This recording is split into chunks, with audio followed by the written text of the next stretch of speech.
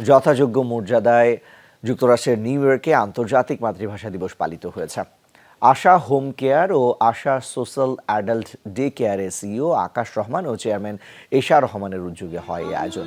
New York সিটির জ্যামাইকায় আশা party হলে ২১শে ফেব্রুয়ারির প্রথম প্রহরে শহীদ মিনারের বেদিতে পুষ্পস্তবক অর্পণের মধ্য দিয়ে শুরু হয় কর্মসূচির।